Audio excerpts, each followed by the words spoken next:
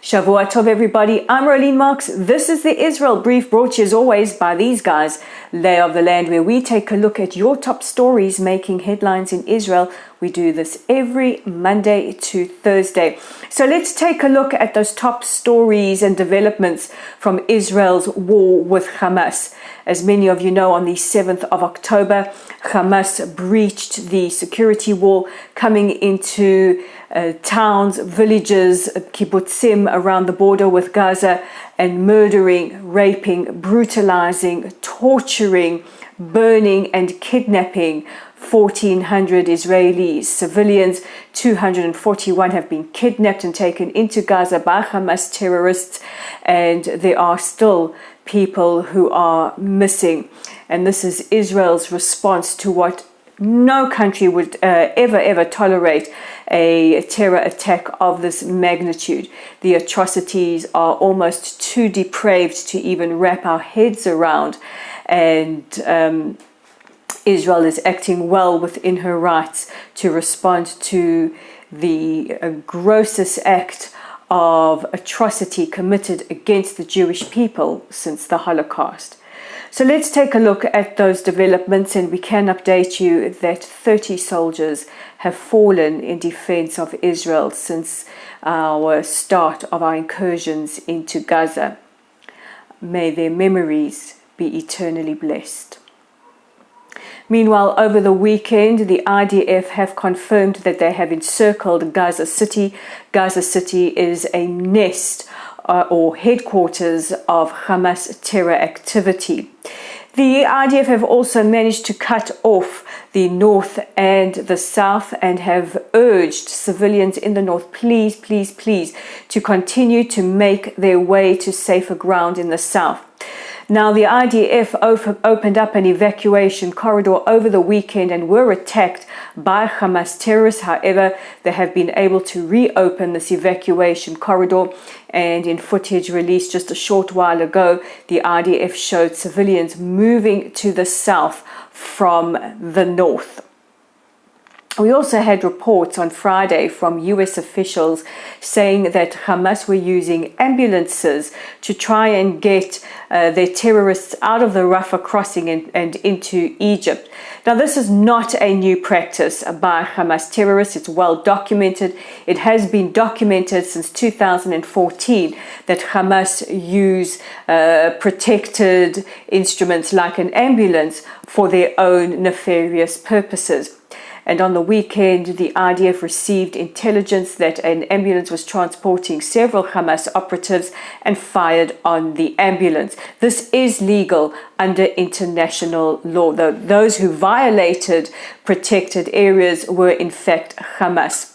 Now, this, of course, led to an outcry around the world. UN Secretary General Antonio Guterres tweeted out he was horrified, as well as the head of the World Health Organization, Tedros Ghebreyesus, also tweeting out their outrage.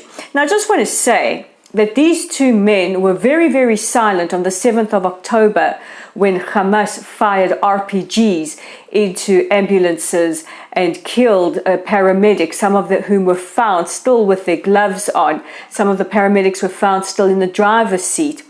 And ambulances were deliberately fired on the 7th of October to prevent any help getting to needy passengers. So we have to expose the gross double standard. There is no moral equivalence between firing on a legitimate target transporting terrorists to those that were destroyed while trying to help people.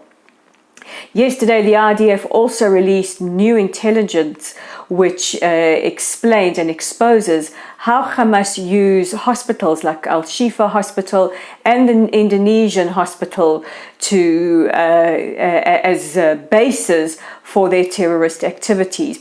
They showed how there were tunnels or entrances to tunnels, as well as rocket launchers in the grounds of these hospitals, and showed evidence of Hamas terrorists firing at Israeli soldiers from within the hospital infrastructure.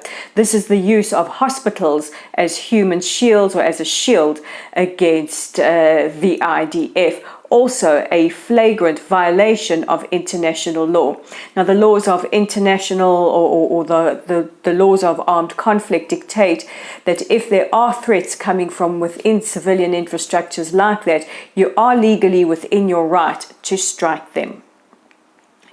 Today, the former Prime Ministers of the United Kingdom, Boris Johnson, and Australia, Scott Morrison, went to visit Kibbutz Be'eri, Kibbutz Kfar Aza, the areas around the Gaza Strip that came under attack on 7th of October. Both of them were visibly moved and horrified by what they saw and reiterated their solidarity. Former Prime Minister Johnson said that there can be absolutely no moral equivalence between Hamas and Israel's right to defend herself. Yesterday, there were exchanges of fire on the northern border with Lebanon. Lebanese or Hezbollah positions in Lebanon fired anti-tank missiles towards Israeli positions as well as rockets, and Israel responded accordingly. The Ramatkal, the chief of staff of the IDF, Herzi Halevi, said that if needed, Israel is ready to act in the north. Now, a lot has been made about humanitarian aid and humanitarian pauses to get in food and medicine. Israel has said that there are still aid trucks coming into Gaza. There are still foreign nationals being able to leave the Gaza Strip, and that they are doing everything they can to ensure that the humanitarian aid is unimpeded. Last night, in an agreement brokered by Israel, the US and Jordan, the Jordanians dropped or airdropped medical aid into Gaza to help the people there. And we've also heard coming from the Gaza Strip that communication systems, which were shut down earlier today, are gradually coming back to service. So there is still intense fighting in the Gaza Strip. Now, I just want to address something that is circulating a lot, and those are WhatsApps. We all belong to groups, we all get WhatsApps, and there are many WhatsApps circulating saying, please pray for our soldiers. This soldier from this unit said that, and they're here and they're there.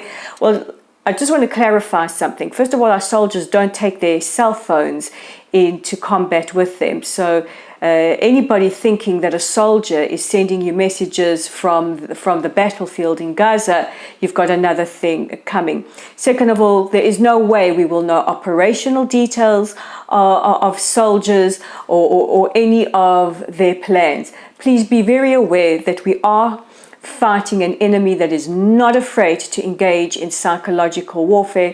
And when you see these kind of messages, please delete them.